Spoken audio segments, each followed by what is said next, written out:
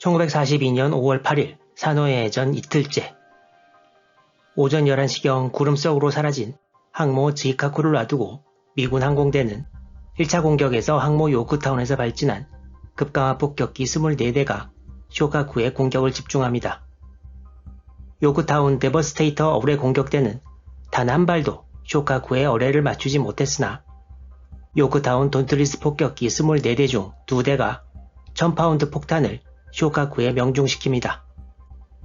이 공격으로 쇼카쿠는 비행갑판에서의 정상적인 항공기 이착함이 불가능하게 되었습니다.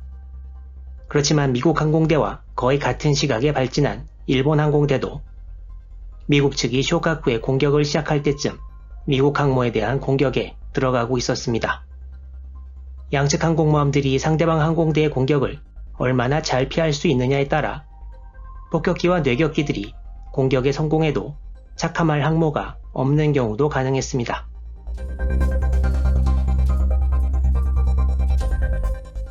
(2차) 대전 당시 가장 많이 쓰이던 일본의 어뢰 공격기, 뇌격기는 바로 97식 함상 공격기로 불리던 나카지마 B5N기였습니다. 1937년에 처음 시운전에 들어가 전쟁 말기까지 총 1149대가 생산되었고 태평양 전쟁 초에는 숙련된 승무원들의 도움으로 진주만 등 전역에서 큰 성과를 거두었습니다.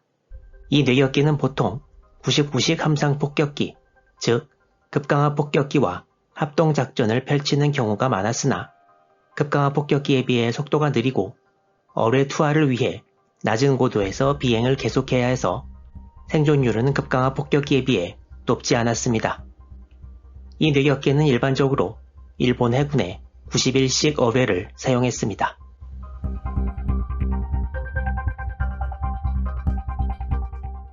요크타운과 렉싱턴은 일본기들이 들이닥칠 거라는 걸 너무나 잘 알고 있었고요.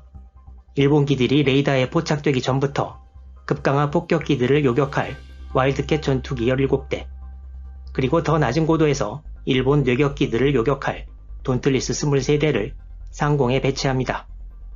전부 다 격추는 못 시키더라도 폭탄, 어뢰를 떨어뜨리기 전까지 최대한 소모시킨다는 건데요. 돈틀리스 폭격기들이 일본 뇌격기들의 예상 고도를 너무 낮게 잡았고 일본 뇌격기인 97식 함상 공격기의 속도를 데버스테이터 정도로 생각했는데 사실 더 빨라서 돈틀리스의 일본 뇌격기 사전 요격은 실패로 돌아가고 맙니다. 일본은 미국 항모부대에 대해 급강하 폭격기보다 뇌격기 부대가 먼저 공격에 들어갑니다. 일본 뇌격기 18대가 미 함대의 공격을 시작한 이때가 11시 15분이 조금 지난 때였습니다.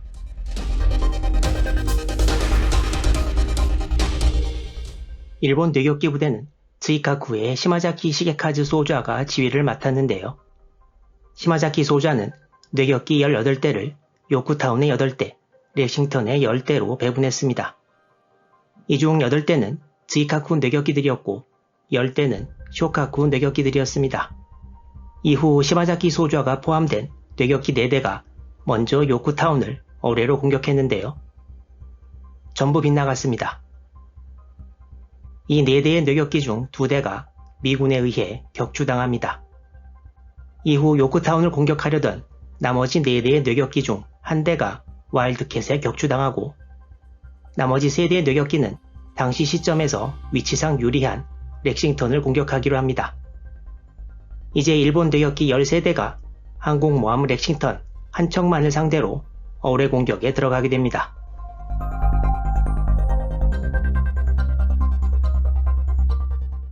레이디렉스라는 별명을 가지고 있는 미국 항공모함 렉싱턴은 원래 전투 순양함으로 만들어질 계획이었다가 항모로 바뀌어 1927년에 취역했습니다. 렉싱턴이라는 이름은 미국 독립전쟁의 첫 번째 전투인 1775년 배틀 오브 렉싱턴 앤 콩코드의 이름을 따서 지어졌습니다. 참고로 지금 산호해에 같이 있는 항모 요크타운은 미국이 독립전쟁에서 최후의 승리를 거둔 요크타운 전투의 이름을 따서 배의 이름이 지어졌습니다. 렉싱턴의 만재 배수량은 48,500톤으로 요크타운의 25,900톤보다 훨씬 컸습니다. 1938년의 이 사진에는 아일랜드 구조물 앞에 2연장 8인치 포탑 2개가 보이는데요. 이 8인치 포는 연돌 뒤에도 2개가 더 있었습니다. 이건 아직 항공기의 해전에서의 중요성을 인식하지 못한 시대의 유물이었고, 산호해 해전 2달 전인 1942년 3월에 철거되고 대신 대공포가 설치됩니다. 1942년 5월 8일에 찍은 이 사진을 보면 역시 8인치 포는 보이지 않습니다. 렉싱턴은 항모의 길이도 270.7m로 요크타운의 251.4m보다 20m 정도 길어서 회전 반경이 훨씬 더 크다는 단점도 있었습니다.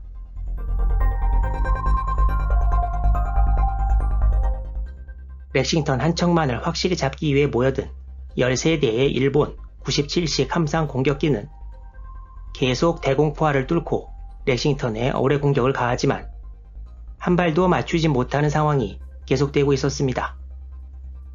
바로 전날 오후 잘못된 정찰로 인해 출격했다가 미군 항공대에 의해 공격당하고 미군 항모에 잘못 내릴 뻔한 실수를 하면서 베테랑 조종사들이 있는 뇌격기를 많이 잃은 5월 7일 밤의 불운만 아니었어도 어뢰 공격이 더 효과적일 수 있었을 텐데요.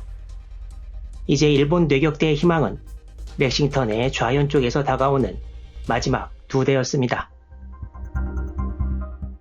어뢰를 가지고 있는 마지막 뇌격기 2대는 렉싱턴의 좌현 쪽에서 접근합니다.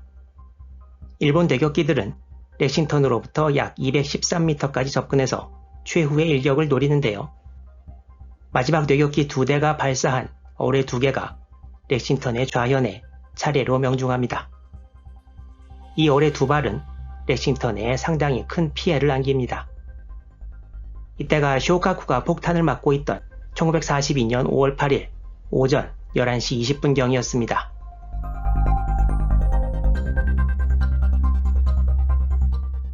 첫 번째 어뢰는 항공기를 옮기는 엘리베이터를 작동 불능으로 만들었고, 항공유 저장 탱크를 손상시켜 함내로 항공유가 조금씩 새어나오기 시작했습니다. 두 번째 어뢰는 조금 뒤쪽에 맞았는데요. 이 어뢰로 인해 급수관이 파괴되어 보일러실에 물이 차 그쪽 엔진을 멈춰야만 했습니다. 아직 일본 급강하 폭격기 공격은 시작하지도 않았는데요.